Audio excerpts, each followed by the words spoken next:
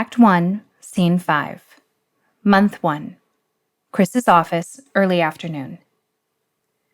Chris hurries in from morning rounds, hastily hanging her lab coat on the clothes rack.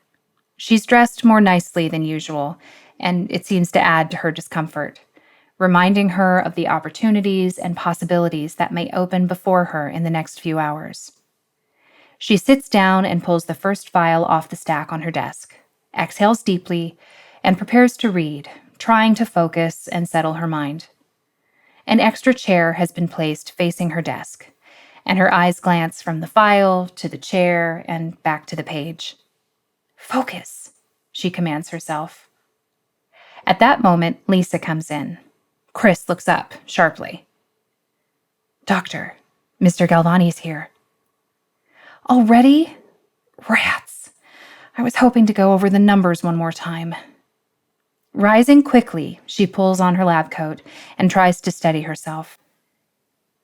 "Don't worry," Lisa reassures her. "You'll do fine.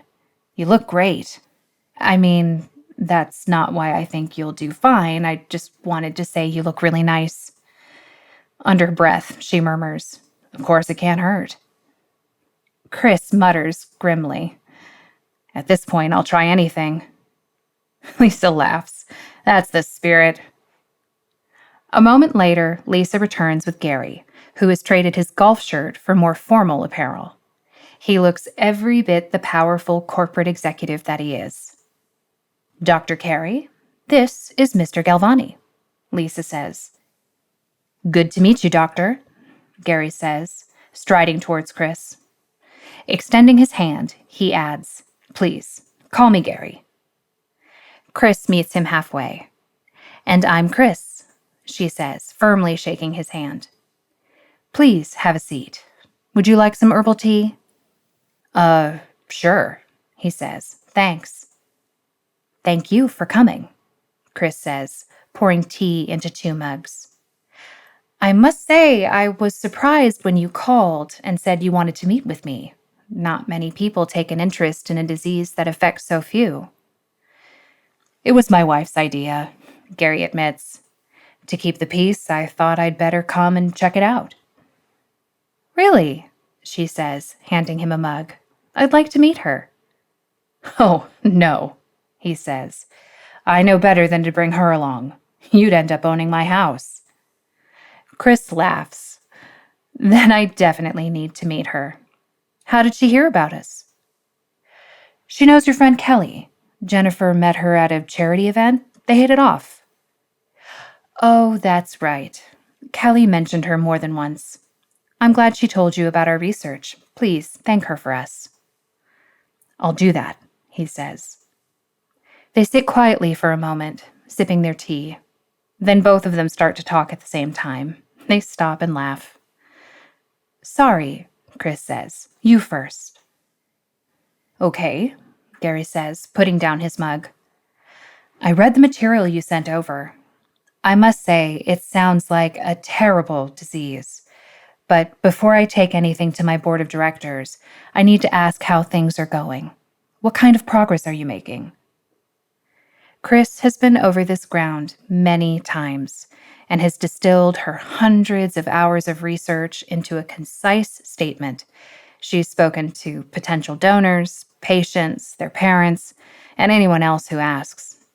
She knows she could manipulate the data to create the impression of impending success, but has always chosen to state the truth as honestly as possible, presenting reality, but not without hope. Setting her mug on the desk, she speaks the familiar words. "We found that strict control over environmental toxins and processed foods has been effective in reducing the frequency and severity of the attacks. I've also found ways to help manage the patient's pain with a combination of medications. The data consistently verifies that the protocols are providing the patients with some relief and time, though I haven't found the magic bullet yet, if that's what you're asking. On the other hand, we've maintained careful, detailed records, and I keep going over the data. I believe the answer will be revealed at some point. That's what can happen in medical research. Suddenly, it's right there in front of you, and because you're so familiar with the data, you can see it. That's my hope. Every day, that's my hope. Gary picks up his mug and leans back in his chair, thinking. He takes a swallow and then asks, "Is anyone else working on Deshore's disease?" A shadow passes over the doctor's face. "As far as I know, we're the only ones. A diagnosis of Deshore's still means the patient is fighting a losing battle. Once the marker shows up in their blood, they might have a couple of years or just a few months. We never know.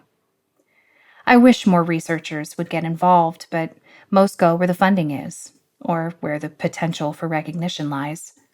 And honestly, many doctors want to save lives, not fight a disease with a 100% early fatality rate." "Sounds discouraging," Gary says, looking thoughtful. "I can see why that wouldn't have much appeal." "There's more," Chris says. "There's the human cost.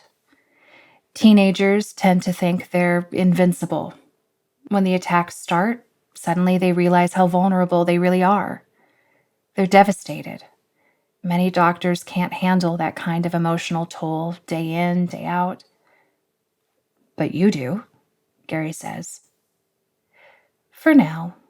But once we find a cure, I may disappear to an island somewhere, eating mangoes straight from the trees and never dream about another sick kid again." "I hope that happens for you," Gary replies with a smile. "But now I'm curious. How did you end up here? It's not exactly a prestigious post. What made you want to get involved with something like Deshore's?" Taken off guard, Chris is speechless for a moment. This isn't something she's pondered or rehearsed. "Oh, well, I guess it started a long time ago. When I finished high school, I wanted to join the volunteer corps. Go light a candle in the dark, forgotten places of the world." "How'd you like it?" "Oh, I didn't go. My mother convinced me I could do more good by going to med school. She was particularly gifted in research and had made quite a name for herself. She told me she thought I had the abilities to do the same, so I followed in her footsteps. After residency, I joined a research team at one of the top hospitals in the world. I was surrounded by brilliant minds battling the most prevalent diseases. But after a while, I kept feeling something was missing. I couldn't stop thinking about the diseases that weren't getting any attention. The forgotten ones no one was trying to cure. Something inside me still wanted to light that candle. Then I heard about Deshore's. When I told my mother I was interested, she said, forget it. She told me I already had a good career and might even make a name for myself, but Deshore's would be a waste of my time." Chris stops and studies her hands, searching for the right words. After a moment, she looks up with a faint smile. "But it wouldn't go away. I can't explain it, except it felt like divine guidance. I knew this was for me, my cause. When I told my father what I was feeling, he said each person has a calling, something stronger and deeper than occupation or career, but it takes courage to actually do it." Not long after we had that talk, he died. "I'm sorry to hear that," Gary says quietly. Her eyes stray to the window.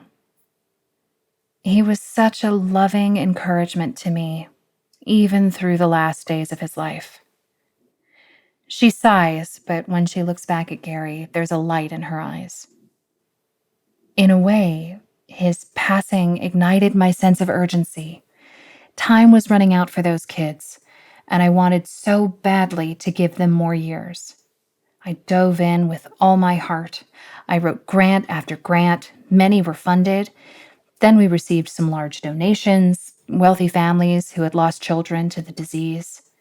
That's how I ended up here at Grace Memorial. And I never looked back. I know this is where I'm supposed to be." Leaning forward, Gary sets down his mug and looks at her carefully. "So that's what drives you, your cause." "It's impressive. My wife says I used to be like that. but I have to confess, I haven't had a cause in years. Perhaps I can interest you in mine, she says. May I show you around? Sounds good, Gary says, rising from his chair. Follow me, Chris says. We'll start with the labs.